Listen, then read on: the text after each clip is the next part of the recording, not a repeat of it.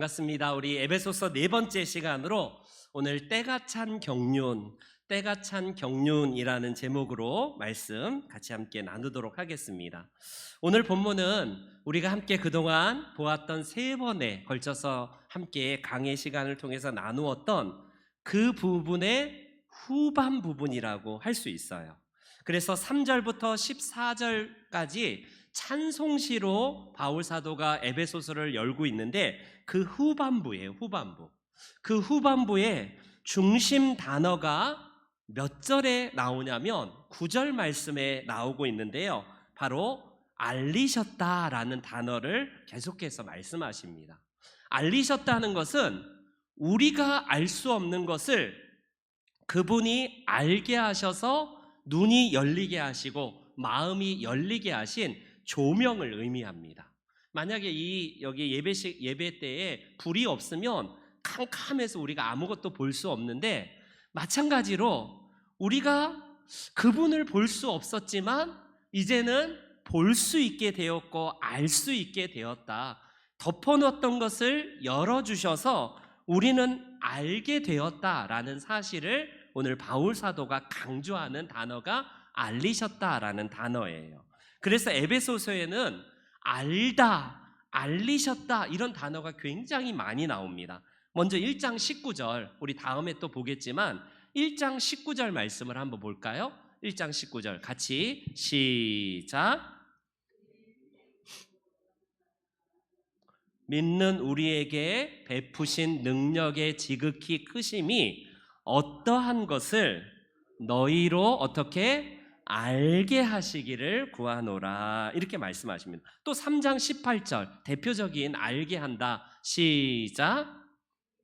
모든 성도와 함께 지식에 넘치는 그리스도의 사랑을 알고, 계속 알리셨다, 알게 하셨다, 알기를 원한다. 에베소서는요, 이게 핵심 주제예요. 알리셨다. 그 알리심의 그 주인공이 누구인가? 바로 그리스도를 알리셔서 하나님을 이제는 볼 수 있게 하신 거예요. 그 말씀입니다. 그래서 구약에는 지금 여기 길에 이렇게 책 펴놓고 아무 말씀 안 하시는 3분 정도 서 있으신 분들이 있어요. 여호와의 증인. 그분들은 하나님을 아는 지식으로 충분하다 이렇게 말을 해요. 근데 우리가 하나님을 알 수 있는 지식이 없어요. 몰라요. 그런데 이분들은 안타깝게도 구약에 지금 딱 거기에서만 머물러 있어요. 하나님을 우리도 알고 싶죠. 그런데 죄성으로 가득 찬 우리가 하나님을 알 수 없었는데 이제는 예수님을 통해서 우리가 하나님을 알 수 있게 하셨다. 이게 바로 오늘 에베소서에서 강조하고자 하는 부분입니다. 그래서 하나님을 아는 지식은 예수 그리스도를 아는 지식에서 하나님을 알 수 있게 된 거예요.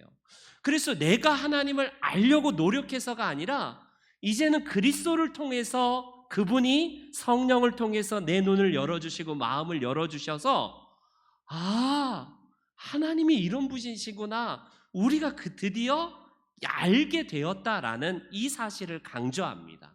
그래서 우리 장로교는요, 내 노력해서 뭔가를 얻은 게 아니라 철저하게 하나님의 은혜라고 하잖아요. 내 노력으로 내가 하나님 알기를 내가 해서 하나님 만나는 경우가 아니라, 내가 분명히 내 노력으로 내가 계룡산에서 막 돛 닦듯이 하나님을 만나기 위해서 열심히 하다가 하나님 만나는데, 그것 또한 어떤 거냐면 하나님이 내게 은혜로 열어주셔서 주님을 보게 하시고, 그래서 그 그리스도를 통해서 하나님을 보게 하시고 하나님의 나라를 알게 하셨다라는 겁니다. 그래서 오늘 8절이 다 때가 있다라고 말하는데 8절 말씀, 이런 말씀을 하세요. 같이 한번 8절 말씀 시작. 모든 지혜와 총명을 우리에게 넘치게 하사. 하나님께서 우리에게 뭐와 뭐를 넘치게 하셨다고요? 모든 지혜와 총명을 넘치게 하셨다. 내가 지혜와 총명이 있고 뭔가 대단히 똑똑해서 그거를 얻는 게 아니라 모든 지혜와 총명을 그분께서 우리에게 넘치게 하셔서 그리스도를 알게 되었다라는 사실을 말씀합니다. 여러분, 우리는 내가 보편적으로 뭔가에 가득 차 있으면 그것만 보여요. 여러분, 돈이 냄새를 기막히게 맡는 사람은, 돈으로 가득 찬 사람은 반드시 돈 냄새를 맡습니다. 어떻습니까? 뭔가 여성에게, 이성에게 꽉 마음에 차 있는 사람은 기막히게 이성에게 그냥 그거에 관심이 가득 차 있어요. 그렇지 않습니까? 보편적으로 아는 만큼 보인다고 하잖아요. 저는 세상 물정에 대해서 잘 몰라요. 사실 모릅니다. 그런데 어떤 분은 정치에 대해서 막 굉장히 해박하고, 오히려 정치 평론가보다 훨씬 더 정치에 대해서 많이 아는 이유는 왜요? 그만큼 정치에 관심이 있어서 그런 거예요. 그거는 바로 세상에서 내가 뭔가를 채우느냐에 따라서 해박한 지식을 얻게 되고요, 남들보다 탁월한 식견을 갖게 됩니다. 그런데 우리는요, 진리에 대해서는요, 결코 우리는 깨달을 수가 없어요. 안타깝지만 여러분, 불교의 스님들 보세요.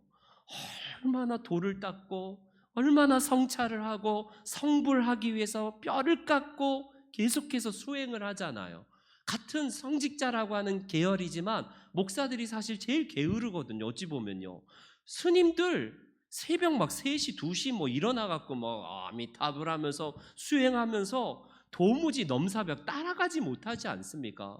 저는 잠 잘 거 다 자고 먹을 거 다 먹으면서도 그냥 그들에 비하면, 세상에 비하면요, 그들에 따라가기가 뭐한 사람이에요. 그런데 진리에 있어서는 내가 돌을 닦는 만큼 보이는 게 아니라 그리스도께서 나에게 은혜를 베풀어 주심으로 보여지게 하시고 알게 하셨다.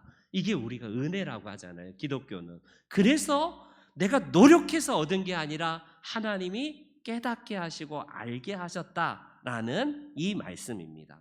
그렇다면 무엇을 도대체 알게 하시고 무엇을 열어주셨는가? 그 9절을 보니까요, 그 뜻의 비밀이라고 말씀하고 있어요. 그 뜻의 비밀이라고 하는 이 비밀을 말씀합니다.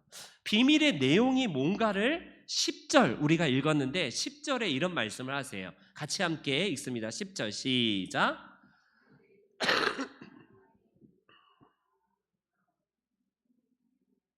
네, 여러분, 바로 그 비밀의 내용은 하늘과 땅에 있는 것이 다 그리스도로 통일되게 하는구나. 결국 성경을 꼭 짜면 그리스도가 나온다고 하잖아요. 여러분, 구약부터 누구를 가리키냐면, 봐라, 그분이 오실 것이다. 구약의 창세기부터 주목하는 그 손가락은 누구냐면 바로 예수 그리스도를 지칭해요. 신약에 있는 모든 성경의 기자들도 다 누구를 가리키고 했냐면 그분이 오셨다. 메시아를 예언했던 구약시대부터 하나님께서 보여주시고 나타내주고자 하는 예수님이 오셨다. 다 한 분에게 통일돼요. 이게 바로 그리스도입니다. 그리스도. 그래서 오늘 본문에는요, 경륜이라는 단어가 나와요. 좀 경륜.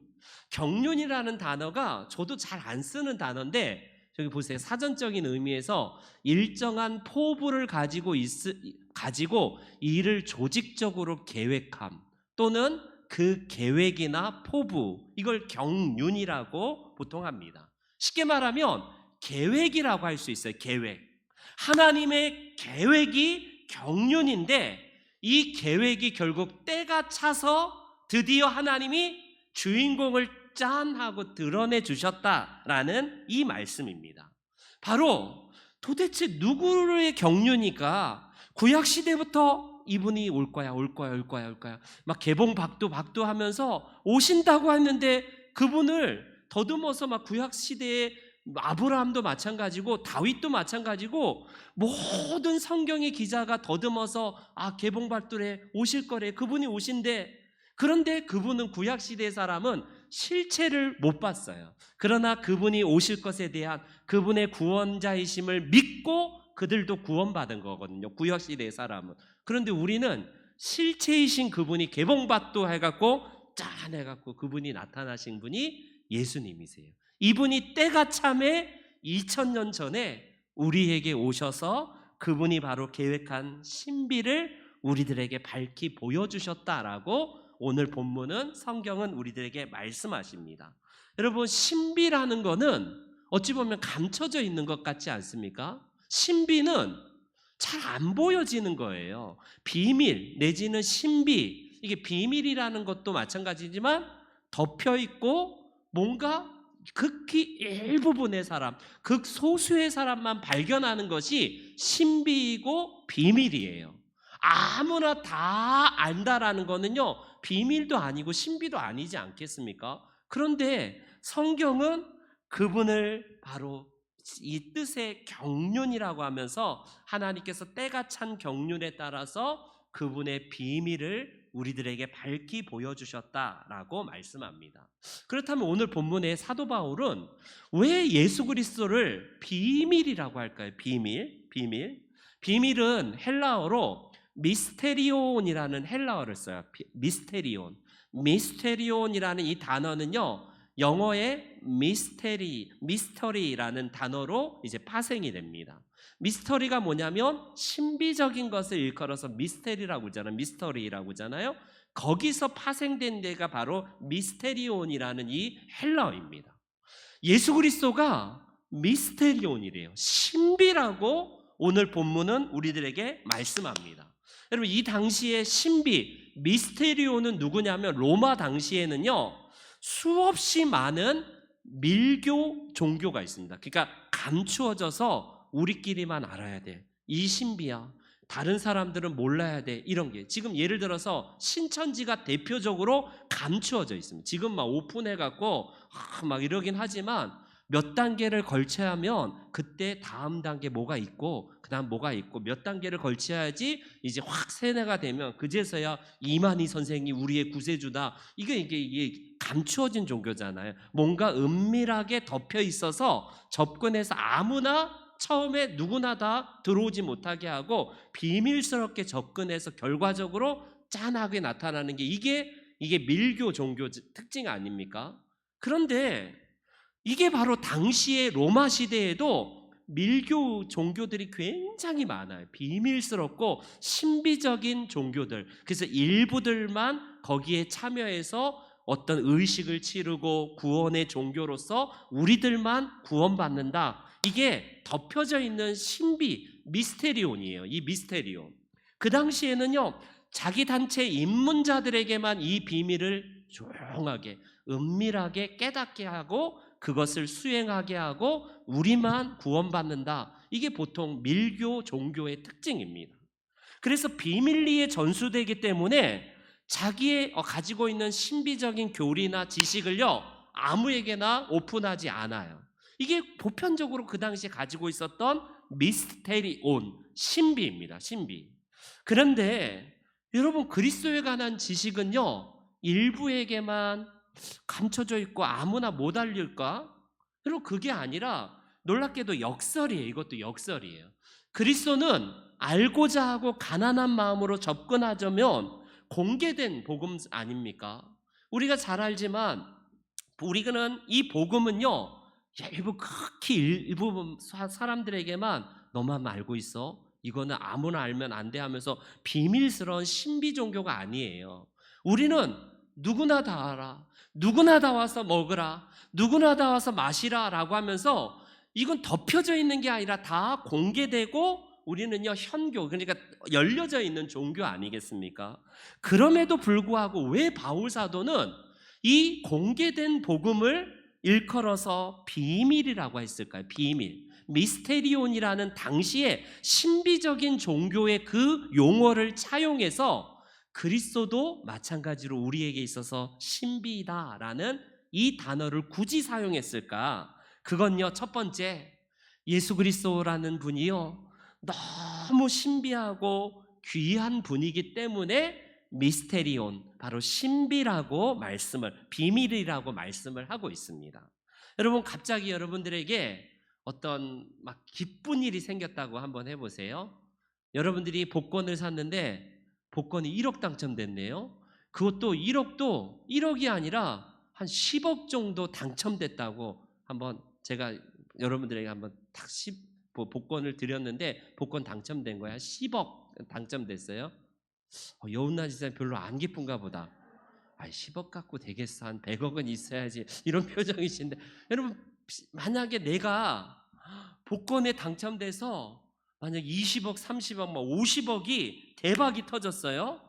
상상만 해도 와, 이거 어떻게 할까 막 기쁨을 주체할 수 없고 와, 막 엄청날 거예요. 엄청날 겁니다. 자다가도 웃음이 나오고 와, 이걸 어떻게 해야 되지 막 흥분이 되고 그럴 거예요. 너무 신기하고 너무 이거를 막 다시 한번 확인하고 몇 번 이 번호가 맞는지 계속해서 대조해 볼 겁니다. 자기의 인생이 의미가 가치가 바뀌는 순간에는요, 이런 것들이 갑자기 내 안에서 내 삶의 원동력이 돼서 기쁨이 찾아오는 게 이게 보통 세상적인 기쁨이에요.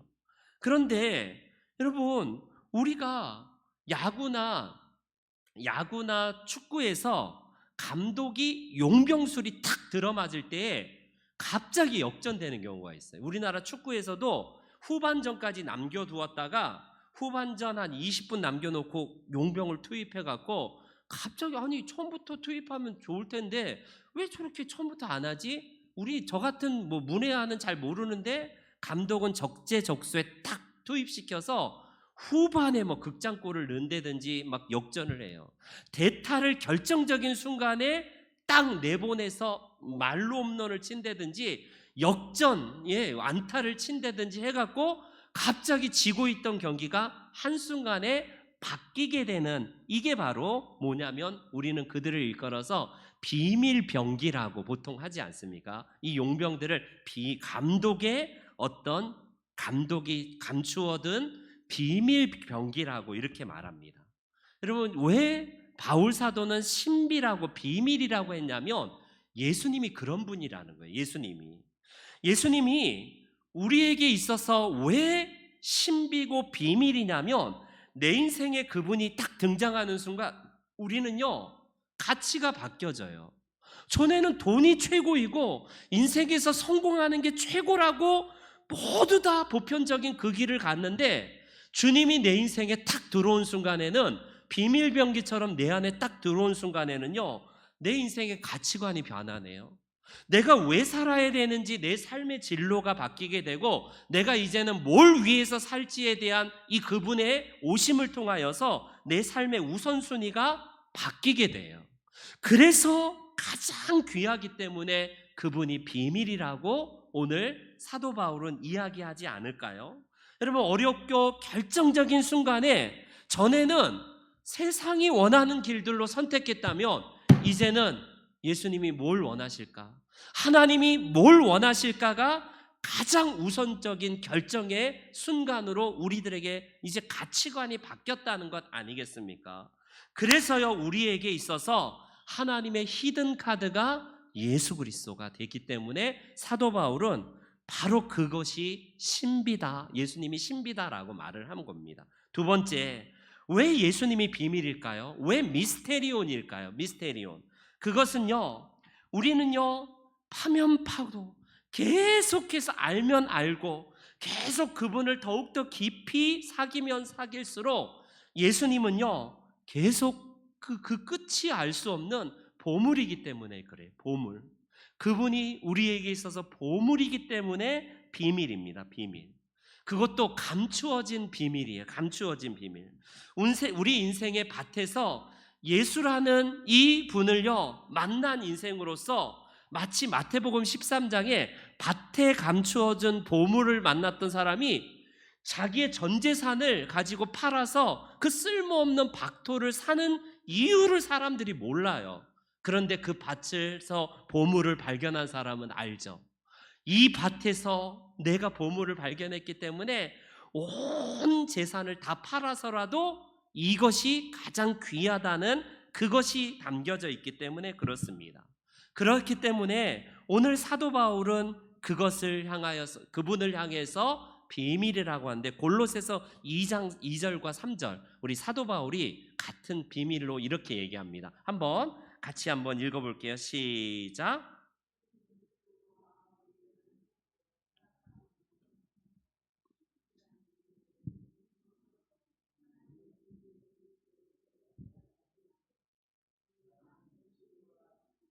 모든 보화가 감추어져 있느니라. 누구 안에서요? 예수님 안에서는요. 이 세상의 모든 보화와 이 지혜가 가득한 분이 바로 예수님이시기 때문이라고 그럽니다.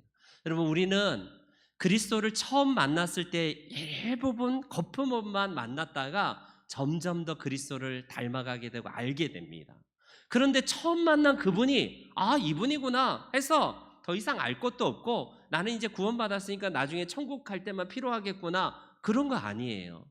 겉표면의 일부만, 아직 감추어진 그 일부의 언저리만 우리가 조금 맛만 보았고 알 뿐이지, 계속된 신비기 비밀이기 때문에 그분을 만나면, 그분을 알면 알수록 그분이 나에게 어떠한 분인가가, 이 보물이 그분 안에 감추어져 있기 때문에 계속 신비고 비밀이다라고 말씀합니다. 송명이신, 아까 우리 불렀던 찬송, 예수 그 이름, 여러분 이게 송명희 시인의 그 시에다가 최덕신 씨가 곡을 붙였던, 원래 시에다 붙였던 곡 아닙니까? 우리가 예배 끝나고 예배 이제 후에 다시 한번 불러볼 텐데, 거기에 보면 송명희 시인이 저 뇌성마비, 심각한 뇌성마비고 그분 간증하는 거 한번 들으면 못 알아들어요. 엄마가 옆에서 통역을 하셔야지 송명희 시인의 그 말을. 그런데 그 막 몸은 다 뒤틀려지고 말은 무슨 말인지 알아들을 수 없지만, 그녀가 만난 예수 그리스도가 가장 소중한 보석으로서 내 안에 신비래요. 비밀이래요. 그분을 더 이상 내게 숨겨진 기쁨과 이 비밀을 나는 말할 수 없다. 정말 너무나 놀라워서 이분을 말할 수밖에 없다라는 고백을 합니다. 좀 이따 다시 한번 불러볼게요. 그렇기 때문에 우리는요, 그분을 알기 위해서 더욱더 기도하는 거고 예배에 참여하는 거예요. 내가 구원받은 것으로 끝나는 게 아니라, 이제는 구원받았으면 어떻게 살 것인가, 그분을 더 알기 위해서 우리가 정말 하나님 앞에 이 리딩 지저스 성경 읽기로 하는 이유가, 우리가 예배드리는 이유도 그런 이유라고 할 수 있습니다. 세 번째, 왜 사도 바울은 이분을 일컬어서 예수님을 미스테리온, 비밀, 신비라고 했을까요? 여러분, 이거는 열려져 있는데 똑같이 보는데 까막눈이 있고 그런 분이 있단 말이야. 똑같이 열려져 있는데 어떤 사람은 들을 귀가 있어서 듣지만 어떤 분은 들어도 콧방귀 뀌고 뭐 그런 게 있어. 이게 신비 아니에요? 그냥 일부의 사람들에게만 이렇게 너희들 보면 너만 알아? 그랬다면 문제가 되는데, 예수님은 다 알 수 있도록 다 초청하고 다 알 수 있도록 하는데, 일부의 사람만 그분을 보면서 예수 그리스도 그분이 나의 주님이시군요 하고 고백하는데, 어떤 분은 안 보여요. 콧방귀 낍니다. 이게 신비 중에 신비고 비밀 중에 비밀 아니겠습니까? 예수님을 보면 어떤 분은요, 똑같이 말씀을 들어도 반응이 다르는 것 아니겠습니까? 똑같이 죄 짓는 삶 살다가 그냥 막장 인생 살다가 예수님을 소개받고 예수님을 그분들이 만나게 되는데, 강도, 여러분 예수님 좌우편에 달린 강도를 보세요. 극명한 차이가 뭡니까? 한 사람에게는 열려져 있는 보물이고요, 한 사람에게는 그냥 닫혀 있어 버립니다. 예수님이 신비스럽고 비밀이란 게 이런 이유예요. 이런 이유입니다. 그래서 너희는 듣기는 들어도 깨닫지 못하고 보기는 보아도 알지 못한다, 이 말씀을 하지 않습니까? 보는데도 까막눈이에요. 어떤 분은 보지만 그 봄 속에서 그리스도를 만나기도 하지만 어떤 분은 못 봐요. 이게 그래서 오늘 예수님이야말로 신비 중에 신비, 비밀 중에 비밀이라고 합니다. 여러분, 우리의 인생, 남은 인생, 이 비밀을요 더 깊이 파야 돼요. 더 우리 안에 새겨진 소중한 보물이신 예수님을 감추어만 두면 안 됩니다. 그 속에 생명의 샘물이 터져 나올 때까지 우리는 항상 주와 함께 동행하는 기쁨이 바로 그리스도 안에 있는 놀라운 신비 중에 신비라고 할 수 있어요. 그렇다면 이 비밀의 내용이 어떻게 우리가 드러나는지를 10절, 다시 한번 오늘 본문 10절을 한번 볼게요. 10절 다 같이 봅니다. 10절 시작.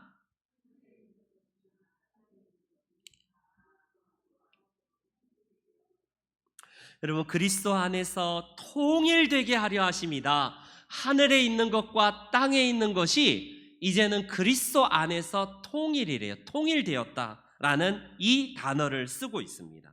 여러분, 통일이라는 단어가 누구에게서 이제 해결이 됐냐면 예수님에게서 해결이 되셨어요.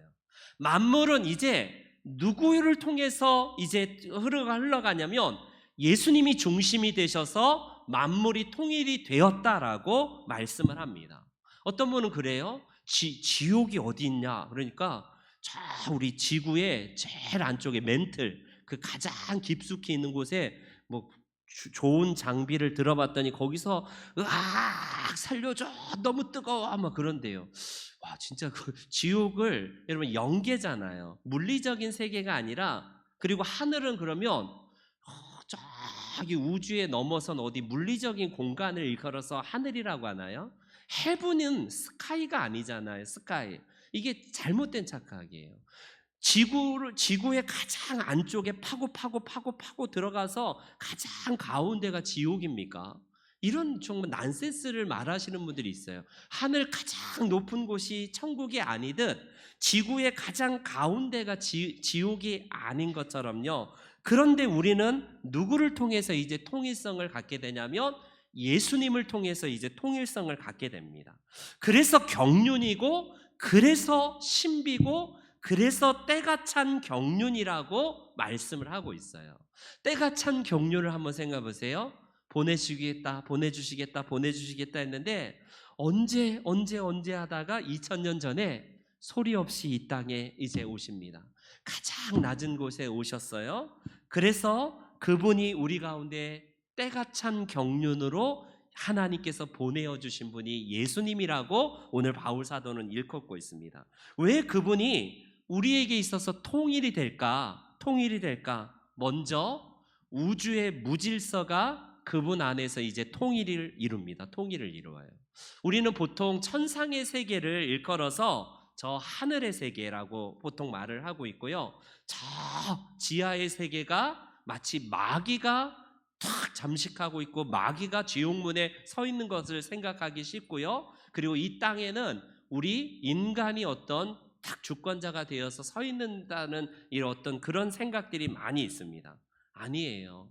우리는요, 이 온 우주에 가득 찬 그리스도의 신비를 통해서 그분이 통일을 이루셨다라는 사실을 말씀하고 계세요. 골로새서에도 이거를 예수님으로 인해서 창조되셨고, 예수님을 위해서 창조되셨고, 예수님을 위해, 예수님에 의해, 예수님 때문에 창조되었다. 모든 게 다 그리스도를 통해서 완성되고 통일되었다라고 사도 바울은 골로새서에도 말씀을 하고 계세요. 그래서 이 땅에는 악한 영들이 지배하고, 하늘은 하나님이 지배하고, 하나님과 악한 영이 무슨 팔씨름해 갖고 막 지금 대결하는 듯한 이걸로 착각하기 쉽습니다. 여러분, 아니에요. 예수님이 이미 승리하셨어요. 예수님이 우리에게 있어서 부활하신 다음에 천상에와 모든 세계와 모든 영권을 가지시고 그분이 통일하셨다라고 말씀을 합니다. 사단의 영역이 또 따로 사단이 막 무슨 힘을 발휘하고 그런 게 아니라 그리스도께서 이미 승리하셨기 때문에 우리 주님이 바로 통해서 모든 우주의 무질서가 통일이 되었다라고 말씀을 합니다. 왜 예수님이 통일일까요? 두 번째, 그거는 역사의 무질서가 예수님을 통해서 우리는요 통일이 되었다라는 사실을 볼 수 있어요. 그리스도 안에서 역사의 무의미가 있을 겁니다. 아니, 사는 게 뭐지? 왜 인생은 이렇게 전쟁이 많이 일어나지? 왜 하나님은 정의로우신 분이라며 왜 불법을 왜 가만히 두시지? 우리는 때로는 인간의 단편적인 시각으로 보면 하나님이 없는 거 아니야? 왜 의인은 고난을 받고 악인은 저렇게 떵떵거리고 죄를 물먹듯이 마셔도 왜 이 세상은 이렇게 무질서하고 부조리한 세상이 되었지? 이런 게요, 누구를 통해서 해결이 되냐면 예수님을 통해서 우리는요 해결이 되고 그분 안에서 다 통일이 돼요. 전쟁을 통해서 우리는 무조건 불의한 것이고, 하나님이 왜 전쟁을 통해서 이렇게 수없이 많은 사람을 죽어가는데 왜 하나님이 가만히 있으신가? 여러분, 역사는 그리스도를 통하여서 그리스도 안에서 완성이 되었다. 온 우주 만물도 예수님 안에서 완성이 된 것처럼요, 통일이 된 것처럼 온 우주뿐만 아니라 역사, 히스토리, 역사가 영어로 히스토리잖아요. 그분 안에서, 그분 안에서의 히스토리, 그분의 이야기이기 때문에 역사의 무의미가 통일이 되었다라고 말씀합니다. 그래서 우리 모든 통치와 권세와 능력과 주권이 그리스도에게 있다라고 이렇게 오늘 본문은 말씀하고 있어요. 1장 21절에 보니까 모든 통치, 권세, 능력, 주권, 이렇게 사도 바울은 이야기를 합니다. 여기서 말하는 모든 권세, 통치, 능력, 주권은요, 이 세상에 주어진, 예를 들어서 윤석열 대통령에게 주어진 대통령의 권한, 우리 미국의 대통령에게 준 그 권한들, 왕들, 이 땅에 있는 모든 주권자들, 통치자들, 위정자들, 그들의 주권하는 누구가 최고의 주권자시냐면 그리스도가 주권자가 되신다라는 이 말씀이에요. 세상의 부조리는요, 결과적으로 그리스도 안에서 종국적으로 다 해결이 될 것이다 라는 사실을 말씀합니다. 혼란하고 부패한 것처럼 보이지만 하나님의 히스토리, 그분의 이야기는요, 궁극적으로 하나님께서 승리하시는 역사를 그 이면에 만들어 가시는 역사입니다. 누굴 통해서? 그리스도 안에서 통일되는 이 역사를 통일시키는 역사예요. 세 번째, 여러분, 우리가 왜 그리스도가 통일이다라고 말씀을 하냐면 우리 인생의 통일이기 때문에 그래요. 우리 인생 마지막. 여러분, 우리는 그리스도를 만나지 않으면 삶의 무의미에 빠진다니까요. 말씀드렸듯이 왜 재벌가들이 저렇게 돈 많이 벌고 인생을 성공했다고 하고 인생에서 남들이 갖지 못했던 그 업적을 누렸던 사람이 하루아침에 극단적인 선택을 하는 경우도 간간히 보지 않습니까? 우리는 아니 저 정도 위치에 있으면 세상의 모든 걸 다 가졌다라고 한 사람이 극단적을 선택하는 게 왜 그럴까요? 마음에 내가 누리고 내가 업적을 누린 것보다 더 크신 분을 못 만났기 때문에 그래요. 그분이 우리의 마음에 채워지면 우리는요, 통일을 이루면 드디어 질서가 잡히고 가치가, 우리에게 가치관이 정립이 되는데 그분을 만나지 않으면요, 혼돈스러워요. 그렇기 때문에 우리 인생의 혼란을 없애기 위해서 나보다 더 크신 존재, 돈보다, 내 명예보다, 내가 쌓아왔던 업적보다 더 큰 존재이신 그리스도를 우리 마음에 모시면요, 통일을 잃어버려요. 통일을 잃어버립니다. 그래서 나를 제어할 그 권세자이신 그리스도 앞에 무릎 꿇게 하시고 그분의 주되심을 고백하게 하시고 내가 얼마나 무익한 존재인가를 그리스도를 만나면 재편이 일어나고요, 통일이 일어나서 이제는 나를 위해서 살아가는 게 아니라 예수님 때문에 살아가는 것이 우리들이 바로 만나는 그리스도의 통일이에요. 통일. 그래서 결론적으로 온 우주, 하늘과 땅에 속한 모든 권세뿐 아니라 이 땅의 역사의 이 통일을 이루실 뿐만 아니라 내 개인의 인생의 통일도 그리스도께서 이루셨다라고 말씀합니다. 여러분, 이 대목에서 우리에게 먼저 신앙의 선배인 참회록을 쓴 우리가 잘 아는 어거스틴을 우리가 잘 기억하시지 않습니까? 어거스틴이 어머니 모니카가 얼마나 눈물로 기도했는지 몰라요.